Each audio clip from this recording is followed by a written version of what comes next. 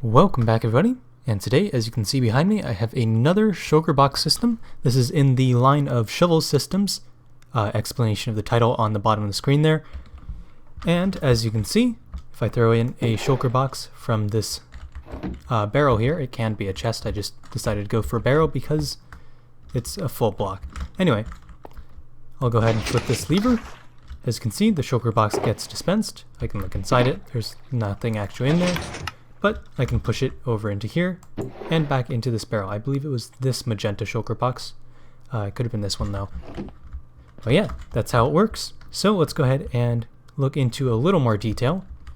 So it starts when you throw the Shulker box in. Let's go light blue. That then travels into this dispenser, ready to be dispensed.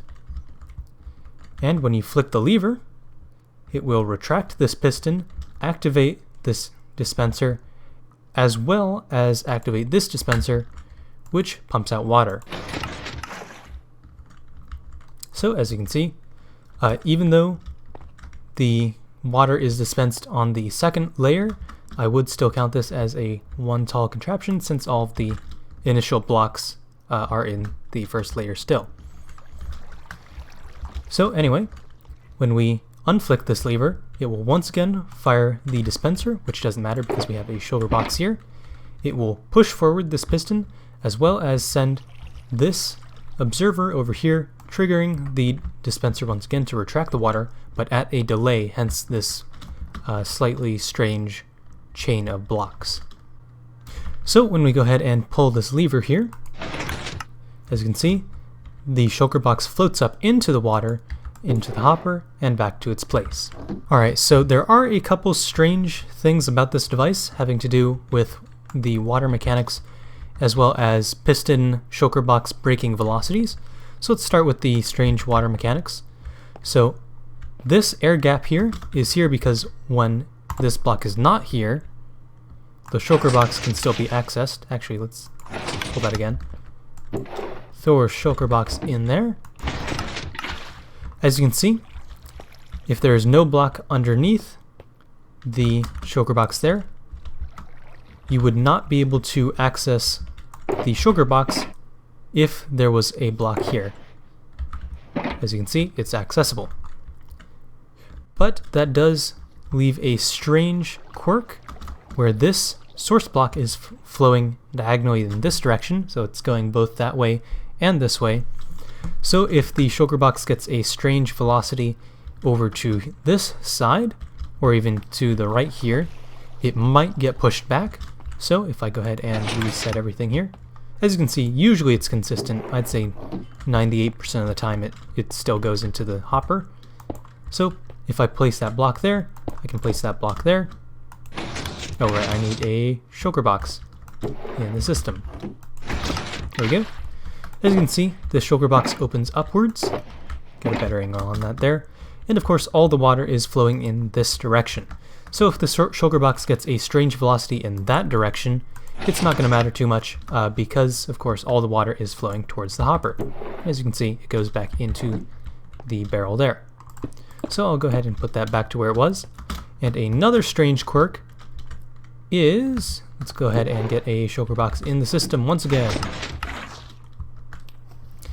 The Shulker box, when broken by the piston, sometimes gets a strange velocity in this direction, which means the Shulker box will not go into the hopper. It won't even hit the water at all.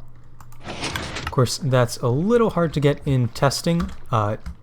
If I shorten this pulse by a bit, you will be able to see that in action. So if I go ahead and change the system a little bit to bring the probability of a strange velocity in that direction downwards, or I guess up, because yeah, greater probability of failure, lower probability of success. So if I just move this block right here, it is more likely that we will see the strange velocity of this direction, and also a higher probability of it not going into the hopper, but still going this way. So let's go ahead and see if I can get that happening on camera. Let's just throw in a bunch of Shulker boxes. There we go. Dispense. That one went in. That That went in. Did that go in? Yes, that did.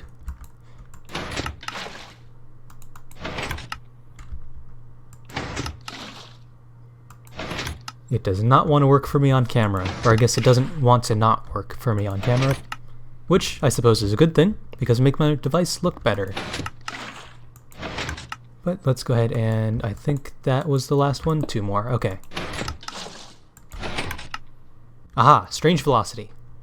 So as you can see, it went onto the piston arm there, which isn't a problem if you have this block here, because it actually, can it fall? Yeah, it can fall through the piston arm. So if this block doesn't exist, it can actually fall through, which realistically you're probably going to have a floor somewhere down here where you can just pick it up. If you actually are using this design, even though it's not practical, it does look cool. So that is one example of the strange velocity. There we go, and it was successful that time.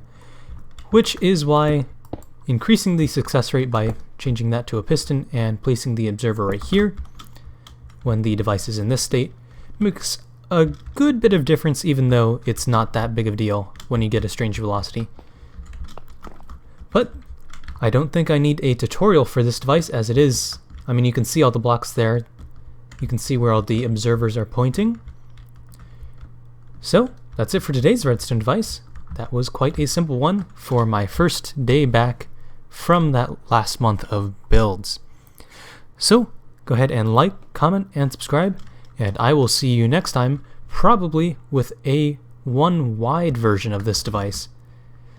So I'll see you then.